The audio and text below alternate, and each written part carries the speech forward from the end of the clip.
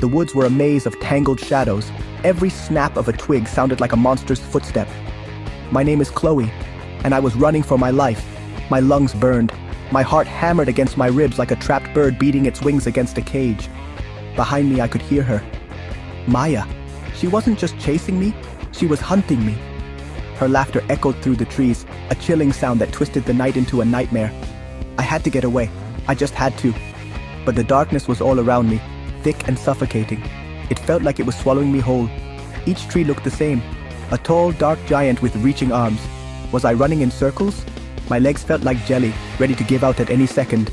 I risked a glance over my shoulder. Nothing. Just more darkness. But I knew she was there. I could feel her presence, cold and menacing, like a winter wind on my neck. She knew these woods better than anyone. She'd told me so herself with that strange, empty smile on her face. Now I understood why. This was her playground, and I was her new favorite game. A terrifying game of hide and seek where the loser doesn't get a second turn. My breath came in ragged gasps. Sweat dripped down my forehead, stinging my eyes. I pushed a low-hanging branch out of my way, and it whipped back, scratching my cheek. I didn't even flinch. The small sting was nothing compared to the fear that was freezing my blood. The fear of Maya. Why was she doing this? We were supposed to be friends. Best friends, even. But something had changed in her.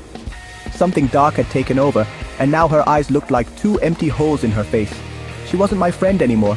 She was something else, something dangerous. I tripped over a root, sprawling onto the damp, leafy ground. My palms scraped against sharp rocks. For a moment, I just lay there, the air knocked out of me. "Get up, Chloe!" a voice screamed inside my head. "Get up or she'll find you!" I scrambled back to my feet, my body aching. The sound of her voice floated through the trees again, closer this time. "Chloe? Oh, Chloe, come out, wherever you are." It wasn't a call. It was a promise that she would find me. And I knew deep in my gut that when she did, something terrible would happen. As I pushed myself up, my fingers brushed against something soft tangled in the roots of an old oak tree. It wasn't a leaf, it was fabric. I pulled it free, my hand trembling. It was a small piece of cloth, ripped and muddy, faded pink with tiny white flowers. My stomach lurched. I knew this pattern. Everyone who came to Camp Blackwater knew the stories. The stories of the girls who disappeared years ago. The stories of the murders that the grown-ups never wanted to talk about. The camp was built on secrets, dark and deep like the lake itself. This piece of a dress, it had to be from one of them, the lost girls. Suddenly, the old ghost stories we told around the campfire didn't seem so silly anymore. They felt real, chillingly real. The legend said that their spirits still wandered these woods, searching for something. Maybe they were trying to warn people. Maybe they were trying to warn me. I stared at the tiny piece of cloth in my hand, and the woods seemed to grow colder. The wind whispered their names through the leaves. The tragedy of Camp Blackwater wasn't just a story, it was a curse. I clutched the fabric tightly in my fist. This changed everything. This wasn't just about me and Maya anymore. This was bigger, older. The murders were never solved. The police said it was an accident, a wild animal, anything but the truth. But the campers knew. They whispered about a shadow that lived by the lake, a shadow that got hungry sometimes. Now Maya was acting just like that shadow. Her eyes held the same darkness the legends described. Was it possible? Was the camp's horrible past repeating itself? I had to find out. My fear was still there, a cold knot in my stomach, but something else was growing alongside it. A desperate need for answers. I couldn't just keep running blindly through the dark. I needed a plan. I needed a place to hide, a place to think. And then I remembered it. The old pump house. It was deep in the woods, near the edge of the lake. The counselors told us to stay away from it, that it was dangerous and unstable. But if it was dangerous for me, it would be dangerous for Maya too. It was a risk, a huge risk, but it was the only one I had. The pump house was even scarier than I remembered. It stood hunched over by the water's edge, a crooked silhouette against the pale moonlight. The roof sagged in the middle, and the walls were covered in moss and creeping vines, like green bony fingers clutching the rotting wood. Most of the windows were boarded up, but the ones that weren't were just dark, gaping holes. It looked like a haunted house from one of my nightmares. A place where bad things happened, a place where secrets were kept. I took a deep breath, the air smelling of damp earth and decay. I had to go inside. I crept toward the door, my sneakers silent on the muddy ground. I twisted the rusty handle, locked. Of course it was locked. I rattled it, but it wouldn't budge. Panic started to bubble up inside me again. I could hear a branch snap somewhere back in the woods. Was it her? Was Maya getting closer? I had to get in now. My eyes darted around frantically, searching for another way. That's when I saw it. A thick, rusted pipe lying in the weeds near the foundation. It was heavy, but my fear gave me strength. With the pipe in my hands, I went to one of the boarded-up windows. Splinters flew as I slammed the pipe against the old planks. Crack! The wood groaned in protest. I hit it again, and again, harder this time. With a final splintering crunch, one of the boards broke loose. I pried the rest away until the opening was just big enough for me to squeeze through. I tossed the pipe inside and hoisted myself up, wiggling through the jagged frame. I landed inside with a soft thud, dust puffing up around me. The air was thick and stale, like it hadn't been breathed in years. I stood perfectly still, listening. The only sound was the frantic thumping of my own heart. The inside was even worse than the outside. It was a single cavernous room filled with the hulking shapes of old machinery covered in cobwebs. Moonlight sliced through the broken window, illuminating a thick layer of dust on everything. It was like a tomb. In the center of the room, on top of a rusted tank, sat a small wooden box. It looked out of place, almost like it had been left there on purpose. My curiosity overpowered my fear. I had to know what was inside. The wooden box was surprisingly light. It wasn't locked. My fingers trembled as I lifted the lid.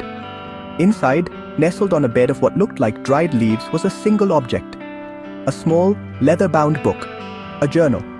I picked it up carefully. The cover was worn, and the pages were yellowed with age. I opened it to the first page. In neat, looping handwriting, it said, "Property of Arthur Finch, Camp Counselor.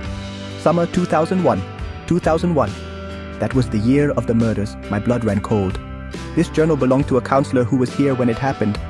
I flipped through the pages, my eyes scanning the entries. At first, it was just normal camp stuff. Notes about activities, complaints about the food, stories about the kids. But then the tone started to change. Arthur wrote about the lake. He was obsessed with it. He described it as being more than just water. He said it was alive. He wrote that it had a spirit, an ancient powerful presence that watched over the camp. He said he could hear it whispering to him at night, telling him its secrets. The entries became more and more frantic. His handwriting grew messy and wild. He wrote that the lake spirit was not always peaceful. Sometimes it grew hungry. He believed the camp's good luck and safety depended on keeping the spirit happy. He wrote about the old legends, the ones the campers still whispered about. He didn't think they were just stories. He believed them. He believed the lake demanded a price for its protection. It needed a gift, a sacrifice. My hands started to shake so hard I could barely hold the book. I felt sick to my stomach. This was insane. This counselor was completely crazy. Then I read the final entry. It was dated the night the girls disappeared. The writing was barely legible, just a mad scroll across the page. "The lake is hungry tonight," it said. "It screams for a gift. A beautiful, perfect gift. It has chosen. I must obey. I must feed the lake. It is the only way to keep the rest of us safe. They will understand. They must." I dropped the journal as if it were on fire. It all made sense now. The counselor, he didn't solve the murders. He committed them. He thought he was protecting the camp. He thought he was feeding a hungry lake. The awful truth crashed down on me like a tidal wave. The counselor, Arthur Finch, had sacrificed those poor girls to the lake. And now Maya was doing the same thing. She talked about the lake just like the journal did. She said it spoke to her. She said it needed things. I thought she was just being weird, just trying to be spooky. But she believed it. She truly believed it. She wasn't just chasing me for fun. She was hunting me as a sacrifice. She was the new counselor, and I was her beautiful, perfect gift for the hungry lake. A floorboard creaked outside the pump house door. My head snapped up, my body freezing in place. I held my breath, straining to listen over the frantic pounding in my chest. Then I heard it. A soft, sing-song voice that made every hair on my arms stand on end. "I know you're in there, Chloe." It was Maya. She had found me. The handle of the main door began to jiggle violently. Rattle, rattle, jiggle. Then a heavy thud against the wood, and another. She was trying to break down the door. I was trapped. I looked around the dark, dusty room in a panic. The broken window was my only way out, but she would see me. She was right outside. I was a mouse in a cage, and the cat was pawing at the lock. I backed away from the door, my eyes wide with terror. The journal lay on the floor, its dark secrets exposed. I finally understood the truth of Camp Blackwater. I knew what happened to those girls. I knew what Maya was planning to do to me. The knowledge was a heavy weight in my gut. It was a truth no one else knew. The thudding on the door grew louder, more desperate. Any second now, the old wood would splinter and break. Maya would be here. But as the fear washed over me, a new feeling sparked to life.